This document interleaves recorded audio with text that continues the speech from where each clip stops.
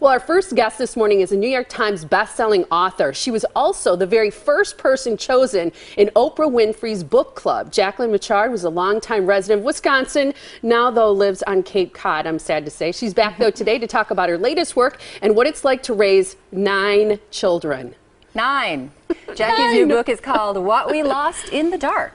It's set to be released on Monday. And today she's back in town and we're super excited to have her here. We so are excited. Hi, Jackie. Nice to meet you. It's so great to be here. I'm such a homesick Wisconsinite. I need homesick. to know. Yeah, what do you miss about Wisconsin? Because you had a beautiful, I was at your home once. You lived sort of outside of Madison, if I remember right. On a hill in Oregon, Wisconsin, and yeah, I miss my house. I miss my friends. I miss my brother and my sister. And I even miss the weather. And I know. What do you miss about do you miss winter? I miss, well, it's wintry out there too. You know, Cape Cod is not for sissies. We had Hurricane Sandy out there. Yeah. We had no power for 4 days. It was 41 in the house. And my husband wouldn't start the fireplace because he kept saying it draws heat out of the house. Oh, so yeah. I told him finally, I'm going to start the fire with your clothes. if you don't start it right now. Was it romantic though to have no power and be with him for 4 days? And the 9 children. In 41 degrees. Yeah. Oh yeah, you know, wearing my I look like Bob and Doug McKenzie wearing my Uggs to bed and my stocking cap. Right? Tell us who's on that picture. Oh my gosh, that's all 9 of my kids. How long ago was that picture taken? Do you know? That picture was taken about at Christmas. Oh, this year? Yeah. Okay. What are the age ranges here? Okay, my eldest son, who lives in Madison, is 29. My youngest son, Atticus, is 8. Wow, you've got such a span there. Yeah, through birth and adoption, and they're not. No, this is the one that was just taken. Okay, this is Christmas of this year. Christmas of this year, and the eldest one is the one who looks like Jerry Garcia with the beard, and then there are my 2 daughters from Ethiopia, and my son Will making such a lovely gesture. At least it's a nice gesture. Yes, exactly. The peace sign. Yeah, right? the peace sign. And you have a puppy doggy? And we have a puppy dog, Dante. Dante. Yes. Oh, that's cute. Yes. That's very cute. I'm trying to think of a name. We're expecting a puppy. You know, you're expecting. We're expecting. And we're going to get a Havanese, which is a Bichon, but from Havana. So we're trying to think of a name for him. I love that. You know, we're trying to name the puppy. I like that. What about adopting from a third world country? That was, I enter into everything with full speed ahead and without thinking about the consequences or what it's going to be like, and figuring that children were children no matter what. Now these kids, Dad had died of AIDS, Mom was dying from AIDS. Ethiopia has one of the highest rates of adults over 40. I think 40% of adults over 40 have the AIDS virus, whether they know it or not. And so it was a very sad situation. They came home 4 years ago on Christmas Day. They spoke 7 words of English between them. They spoke Amharic, which you can't learn. I mean, because it's like Russian. It has a Cyrillic alphabet. So it was a huge challenge. It was a huge challenge to win that. No, to win their... The little one was 5, and she was just this little bunny, and everybody loved her and everything. The big one was 11, and she had had a life, and she had loved her life and loved her mom, and still loves her mom, who's dying. And it was a big challenge to win her heart. How long have they been in your home? 4 years. 4 years. 4 years and how on is it Christmas now? Day. You know, in some ways they mean more to me than any of my children because they were so hard won. And in their little lives, they've endured so much more. We think we have hard times. Oh, gosh. Yeah. You know, they went from being sort of almost little middle-class girls with a house to living in a shack to living in an orphanage in 10 months. And the transition. And then coming here, Ethiopia was never colonized. We were the first white people they ever met. Wow. You see, that's like mind-boggling, isn't it? When you think about and I loved what you said was about she was 11, but she had a life. You know, it's like at 11, you can do a lot of living, especially if you've done some hard living like she did. Right, and enormous memories. I remember one time I called her honey, and she said, "I'm not your honey." And I said, "Go outside and sit outside until you can come back in." 9 hours she sat out there drinking from the hose. And finally I woke up. We were all looking out the window, of course, to make sure she was fine. And we're on a farm in Madison, Wisconsin. Yeah. So I look, she's standing next to the bed, and she's got tears in her eyes, and she says, "All right, I will take you for my mother." Really? And started to cry and got in bed with me. And I've never probably experienced a moment more moving than that. That is so moving. I had to win her heart, and it took a long time. It sounds like it. I think it's wonderful what you've done with adoption. And I know you lost your first husband when you were very young. He was very young. Yes. You remarried, and I've met your husband, and you've taken in these children and had some children, and I think it's wonderful. Denise and I were talking because a lot of people know that you were Oprah's first, transitioning a little bit here. You were her first selection, Deep End of the Ocean, which also became a movie that Michelle Pfeiffer was in. Denise and I were talking about how difficult it was to read your book and see that movie, because it is every parent's worst nightmare. And you wrote a book about a boy who was taken from his home, but then kind of grew up near his real mother, and eventually the two reconnected. Your new book, you write about this virus. You call it XP. It's like a fatal allergy to sunlight. But you kind of, I feel like you go places that are very difficult mentally for a lot of us to process. That's my goal. You know, my goal is to trick people into going these crazy places. These 3 kids have XP, which is a fatal allergy to sunlight, and which can make your life shorter. And so they live at night. They live on the reverse clock. And they do all these crazy things like parkour and deep diving in Lake Superior wearing dry suits. And but one night they scale this fancy lakeshore condominium, and they look through a glass and they see what appears to be the work of a monster, a human monster. But he sees them too. Sounds like he a does. good book. And then the chase is on, And it's a sequel, right? It's a sequel to another book you have? There's 2. What We Saw at Night is the first one, where they first meet this guy. What We Saw in the Dark is where they go after him.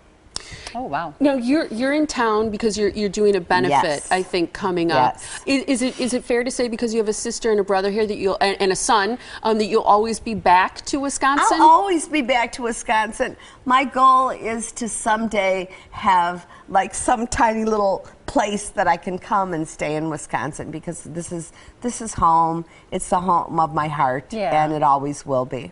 Nice. Do you like Cape Cod? I mean, it sounds cool to live on Cape Cod. I love Cape Cod. It's beautiful. And when I'm outside, I feel like the richest woman in the world.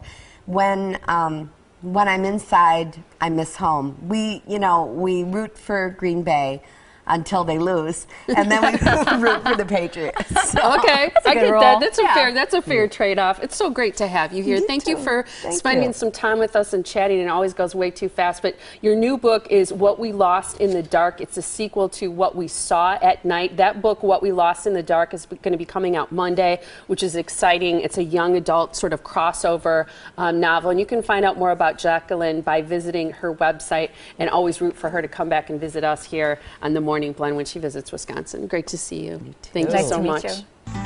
Welcome back to the Morning Blend, where we're cooking with Thunder Bay.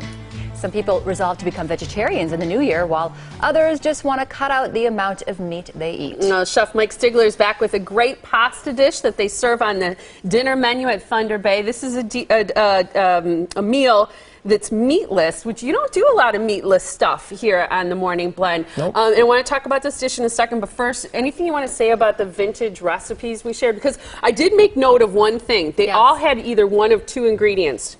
to be disgusting? Jello or mayonnaise, right? Yeah, they definitely did strike a chord with me, and it reminds me of a dish that my mom would usually make because I'm one of 9 myself as well.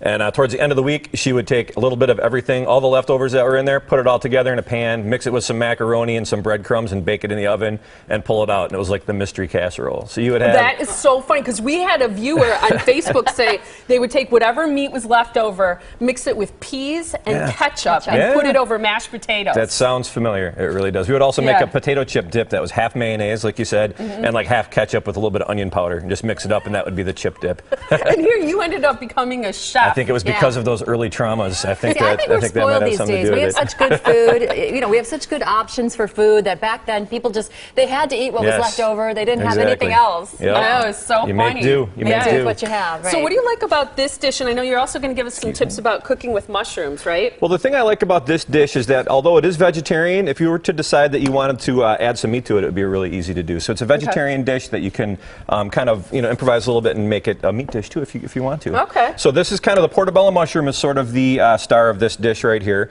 They're huge. Yeah, they're portobellos, and then you also have creminis. The cremini is the younger brother, so to speak, of the portobello mushroom. So if you get cremini mushrooms, you get portobello mushrooms. Same mushroom, one's just bigger than the other. Don't they taste the same? They taste the same, yeah. Okay. So now, one thing people don't usually like about cooking with mushrooms is that you have these ribs along the bottom here, which are really dark, and they tend to kind of not add a lot of flavor to your dish, and they make whatever you're cooking a little bit dark as well. So what I like to do with these first is you got this stem here, and instead of messing around with the knife trying to cut it out, just kind of take your thumb, and it just pops right out like that.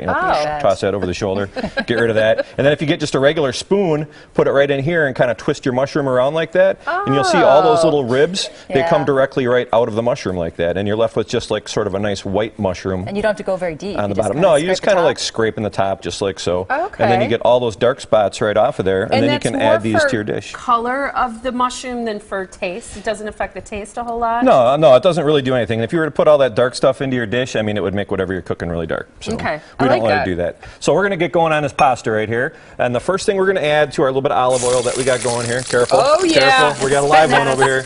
We're going to add some red peppers into there. And then we're going to add in some broccoli as well. We're going to get all these tossing around. And then to there, we're going to add our sliced portobello mushrooms. And we're going to let this kind of cook up for a little bit.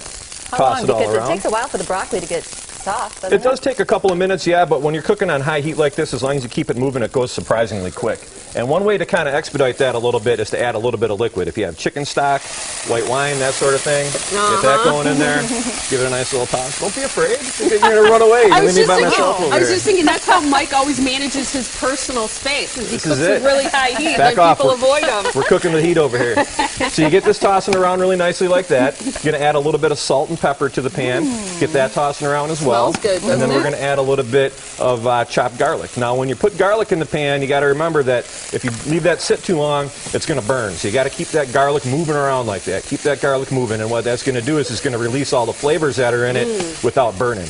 And if you ever, get a little bit of concern, like, oh no, it's going to burn, just give another little splash of some liquid in there. Yeah, a little bit more wine. If you were at home, you could always just throw a little bit of water in there, a little splash of water if you wanted to. We're going to get that all cooking around really nice, and then to that we're going to add some of our tortellini pasta.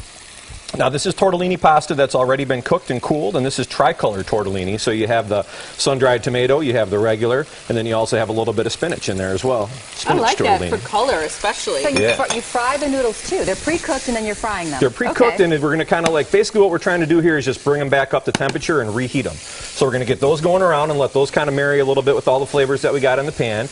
And then to that, we're going to add a little bit of our cream sauce. Now, this is cream that's been reduced by half with a little bit of garlic and some salt and pepper. If you were doing something like this at home, you could use half and half as well if you wanted to make sure that you didn't get too much additional fat in there. We're going to go ahead and saute that all around, and then that cream is going to continue to reduce while it's in the pan, and then to that we're going to add some grated Asiago cheese. Now, Asiago cheese is really similar to Parmesan. It's a little bit salty, not overly so, and it's got a lot of flavor to it. It's kind of like a sharp type of cheese. So we're going to go ahead, saute all that around, and you see how quickly this is all coming together. We're going to let this cook, and as the cheese melts into the sauce, it's going to thicken it up, and it's going to be good to go. And quickly, Mike, I want to talk about Fat Tuesday, your feast, because we're running out of time. A great opportunity for people to sample. I think it's your favorite food, the Cajun food. Yeah, it's about my favorite time of the year, to be honest with you. Mardi Gras Fat Tuesday, because I get to cook the stuff that I like. Exactly. And that's stuff that's not, it's not necessarily spicy, so I don't want to scare people off on that, but it's really flavorful and it's bold. We're going to be having like alligator gumbo. We're going to have red beans and rice. We're going to have Creole baked chicken, black and red fish. We put up all sorts of decorations in the room, and it's like a total party atmosphere. And that's coming up on March 4th. Yeah, Let's put Tuesday, the information March 4th. up so everyone can see and make reservations, which is recommended, right, for Fat Tuesday. Yeah, it's definitely a good idea. So that way we know how much food to make up. March 4th, 5 to 8, $16.99 at the Thunder Bay Grill. And you can find the Thunder Bay Grill at the corner of 94 and 164, exit 294 off the freeway in Pewaukee. 262-52, that's a 3, right? Yes, it is. 4244 thunderbaygrill.com. There's the information there. We both need our glasses for that. But that $16.99 for Fat Tuesday Feast is a great price for all of that food. Yeah, we're going to have, flaming bananas Foster out there, for dessert. Ooh, we're going to have tons of Foster. cold stuff, hot stuff. I mean, it's a full-on buffet. But That's no gonna be bananas with the fantastic. meat and the hollandaise sauce, huh? No, we're going to skip that. We're going to skip that one. No bananas and ham. That was a good call. Thanks a lot, Mike. Thank Appreciate you. it. Welcome back. Tina Rose Tresca was having trouble nursing her newborn son. After some testing, she was diagnosed with stage 3C inflammatory breast cancer. She's still undergoing treatment while caring for her 4 children, all on her own.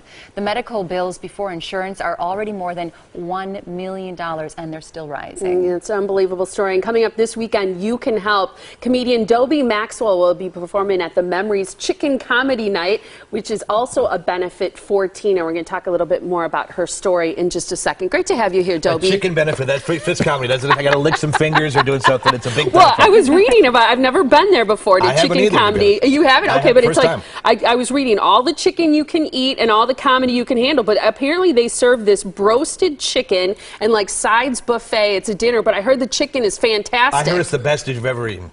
Yeah, and when I was a see? kid, I grew up in Milwaukee. We'd go out to Port Washington for Smith Brothers Fish Shanty.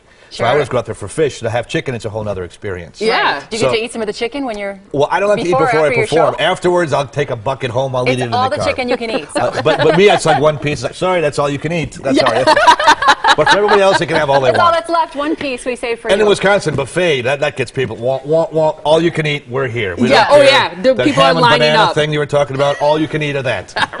Well, anything disgusting you used to eat as a kid? I was raised by my grandparents, and they lived through the Depression, which meant vicariously I had to live through the Depression when I grew up. Right. And they would take bacon grease, and they would put it in a vat, and they'd spread it on bread and make it, and that was a treat to them. No way. At the end Bacon of- grease bacon on grease bread. on bread, that's it. On Rye toasted bread? No, regular rye Oh, bread. no. The end of the rye bread. What do you call it? The butt? Little nub, the butt. Just kidding. Yeah, The and that was butt. all. My grandpa was, and he shared that with me, and I was like, "This is horrible," and he loved it. So they waited until the grease was cold, so Cold, it was like yeah. that pasty stuff that just Yeah. scoop Like up and- lard. So Oh. some heart surgeons passing it out to drum up business, I think. Right. Is what it is. But okay, it that was is disgusting. I think you might have won today. I don't want to win that one. The, No, the that's most not good. disgusting. Yeah. But no mayonnaise or Jello in that, huh? No mayonnaise or Jell-O. No mayonnaise or Yeah. Jello. Okay. But a Diet Coke after that. 8,001 calories. Wash it down. What I think is fascinating about you is that you do a lot of benefits. You kind of like call yourself the benefit guy. But I actually, on a serious note, with a comedian, I love your attitude about it because you're like, I'm always going to be broke. What offends you is if you're able to help. Absolutely. And you don't. There's no question about it. You know Harry Chapin, the Cats in the Cradle guy? Yeah. He was known for doing benefits in the music business. They said more than half of his shows were, and he'd get all the musicians together, come on, we got to help somebody. It'd be for world hunger and all these causes. He said, hey, I've got fingers and toes, and I can walk, and I can see, and I can eat. To help somebody is the right thing to do. And I think it's totally the right thing to do, and I'll always do it every time that I can. That's a great attitude. It's the right attitude, because people come up at a regular comedy show, oh yeah, you were pretty funny. At a show like this, you helped my aunt or whoever it was, and they hug you and they remember you forever. I have the easy part. I just get to go up and be funny. And they have the hard part. Having breast cancer is not funny, and it's not easy to do, and she's going through so much pain. And if I can help with a comedy show, I will be there 100 times out of 100. So, How did you get involved with Tina's cause? well, I didn't. I was booked at the show, and they said, well, would you mind one of our employees? And I saw this condition. It's like, my gosh, how could I not get involved? involved. You know what I think is incredible about her story, because Denise and I were talking about this, a beautiful young woman with 4 kids she's raising on her own. But listen to this, she was nursing her newborn son, as Denise mentioned a few seconds ago. It wasn't going well, so she went to a lactation consultant, but the pain only got worse. A lot of people will identify with this. She became feverish. They thought she had mastitis, so they started her on an antibiotic, which did nothing. I had mastitis, so I understand that kind of the pain and the concern. But after additional testing, her worst fear was realized when she was diagnosed with this stage 3C inflammatory breast cancer, which is rare and aggressive, and it mimics the symptoms of mastitis. But she's gone through all of this treatment and surgeries, and still faces 2 reconstruction surgeries and 6 weeks of daily radiation treatments and a year of regular chemo treatments. So, you know, just as a woman, as a person living and walking the earth, this is a great thing to go to and help, just because she's going through a horrible experience. How can you not pay a few dollars to see a comedy show, have some great chicken, and to really help somebody out? Now, I have CDs and DVDs. I'm not trying to plug those. 100% of the proceeds will go to the cause. 100%. 100%. I will give them all up. I mean, if you can use it for a beverage coaster to scrape the ice off your windshield, I don't care. This is what you do to help people. There's the venue right there, right? Memories Ballroom. It's been open for 80 years. I've been doing research on it. It used to be called Weiler's, and our parents' generation will go out there. Jerry Lee Lewis played there. A lot of entertainment people played there. It's going to be a blast. Come on out. I talk 500 miles an hour. You'll get more than your money's worth. And we have a special guest, a 12-year-old comedian named Trevor Burke is coming up from Chicago because his father saw this cause and wants to support as well. Is the kid funny? The kid's really funny. He's got a reality show. If he gets the reality show, the Duck Dynasty people are doing it. Wow. I'm going to be the wacky comedian Uncle Trainer. So awesome. I'm this close to almost. this is my biggest credit so far. That'll be a good one too. To be on your show. Well, you got to still join us even when you become big. No, you have to grow my beard like Duck Dynasty. Yeah, there you go. And you got to say you got to do a lot of redneck humor then. Well, right? do Wisconsin humor. How about that? We'll get it. Cudahy. That's just funny right there. It's always funny when it comes from Cudahy. It's just funny we can laugh at it's that. Hilarious. We get that. All right, here's the information, because you got to go out to Memories. Okay, this is happening Saturday, January 18th, which is this Saturday night at 5 o'clock. It's happening at Memories in Port Washington. It's on Lake Drive.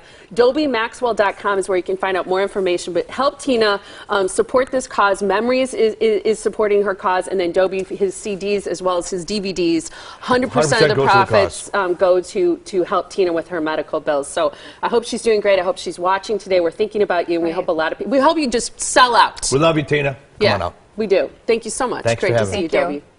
Well, can you imagine living on a grocery budget of just $35 a week? The money-saving mom and her husband did just that. And here with some ways to help you stretch your dollar as a family, and especially as your family grows, is Crystal Payne. Good morning, Crystal. Good morning. Really nice to have you on the show. That's unbelievable to think, because I know you're a mom with 3, that you could survive on a grocery and household products budget of just $35 a week. Yes, well, you know, a lot of people, they feel like, how on earth did you do it? And I think it really started from just having that belief that, you know, we're going to have this can-do, committed attitude, because this is the money that we have. My husband was going through law school, and we wanted to stay out of debt. And so we just committed to make it work. And we viewed it as a challenge. And I kind of just, you know, viewed it as a game to see how well we could live on how little. So how do you do it? People are going to wonder, are there certain things that you buy, certain brands? Do you clip a lot of coupons? You know, it's really combining a lot of different things, and I've been doing it for a long time, so you get better and better as you go along. But things like pairing coupons with sales. We save a lot of money by doing that. Freezer cooking, so that we don't have to run out and get dinner at the last minute from a fast food restaurant. Buying in bulk, cooking from scratch, playing the drugstore game, and one of my favorite ways is by switching from name brand to store brand. We save a lot of money by doing this. And you know, just as an example, for people who buy baby formula, you can save 50% off the cost of baby formula if you buy store brand instead of name brand. That is a lot of money. It can add up to something like $600 a year. That's very significant. Plus, you can save even more if you print coupons for the store brand formula at storebrandformula.com. storebrandformula.com is where you can go specifically for baby formula to save. Yes. What are some of your other really good ideas? I wonder how your family copes with having less. Yes, well, you know, for us, really what has helped us is just to step back and ask ourselves before buying anything, do I need this? That simple question has really prevented us from spending money on things that we didn't need and wouldn't really use, and it's kept us from a lot of buyer's remorse. You use a term called coupon ease. What is that and how do you make that work? You know, so many people, they watch shows like Extreme Couponing and you feel like, I want to cut my grocery bill. That looks so cool, but oh wow, that would take a lot of time and I don't have that kind of time and energy to invest in it. I encourage people to start really small. Use a coupon database. You can find one on my site, moneysavingmom.com. This is just a database of printable and other coupons that are available. So you can take your grocery list, what you're already planning to buy, and you can type in the item name or the brand name of those items. And then you can print the coupons that are generated, go to the store, save some money, all for spending very little time to do it. So it's moneysavingmom.com? Yes, that's my site, and we have a lot of great coupons, and I'll alert you to when there are freebies and giveaways and lots of money-saving tutorials. I'll walk you step by step through how to cut your grocery bill and other great things like that. It's wonderful. Again, that website, moneysavingmom.com, and congratulations to you for surviving on $35 a week for both household products and groceries. I think that's really neat. Thank you so much. Welcome back to the Morning Blend. According to the Journal of Clinical Psychology, the top New Year's resolutions are losing weight, spending less, saving more, quitting smoking, and falling in love. But our next guest says women could be putting as much emphasis on achieving career success. Nicole Williams is the best-selling author of 3 books. The most recent is this, Girl on Top, Your Guide to Turning Dating Rules into Career Success. And Nicole is live now to help us build career confidence. Good morning. Good morning, Molly. How are you? I'm doing great. I love your topic today. Let's talk first about setting measurable and achievable goals. What do you got? Exactly. So here's the thing, Molly. I think with the economy being as recessed as it was and the unemployment rate as high as it was, a lot of people have been resistant to setting a career goal and setting a goal that is actually challenging. So for this year, I want you to, whether it be a promotion, whether it be starting that book you've always dreamed of, whether it be asking for a raise or going out and finding a new job, this is the year to do it. Have confidence. The economy is improving. People are feeling more optimistic. Employers are hiring. This is your year. This is your opportunity. So set that goal, write it down, and then you want to break it down into manageable pieces that you are going to deliver on a weekly basis or a bi-weekly basis so that you feel some sense of momentum and success as you move along. Let's talk about somebody's personal brand. How can you make that over? How can you change it, improve it?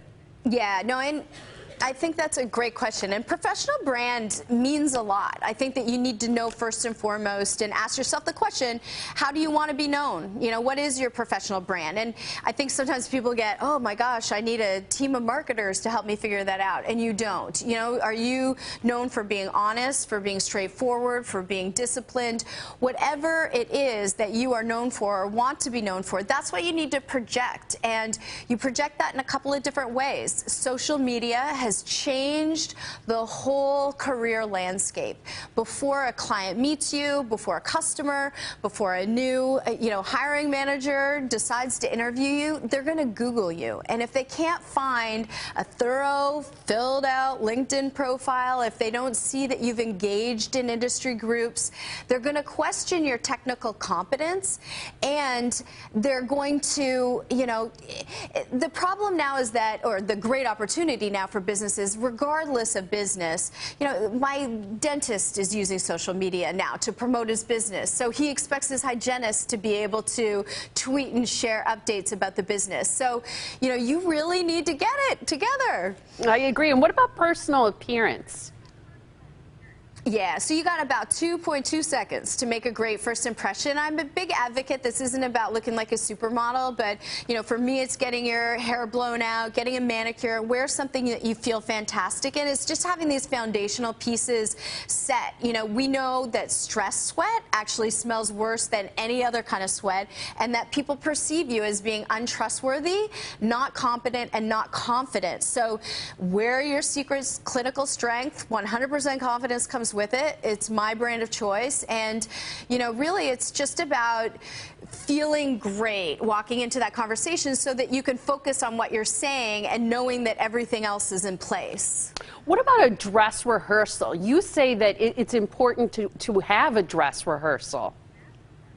I do. You know, Molly, I'm big on this because I think it's just so easy nowadays to get a friend or a loved one to videotape you and to kind of go through a mock interview.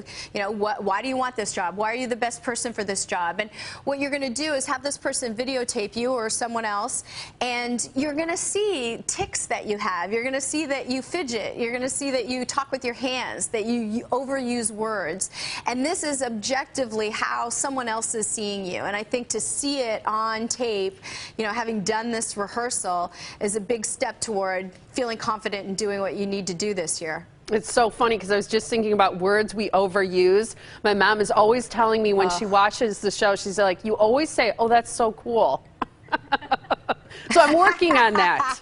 Well, that's so cool. Yes, no, and you know, everybody has one. Absolutely fantastic, whatever it is. But I'm hosting these series of Twitter chats over the next couple of weeks, and I'd love for your audience to check it out. I'm doing one today at 1 p.m. Eastern Time, and it's at twitter.com/secretdeodorant, and I'm going to answer any and all career questions. And if I see an overused word in your 140 characters, I'll let you know. Awesome. I love it, Nicole. Thanks so much for talking to us. Great information.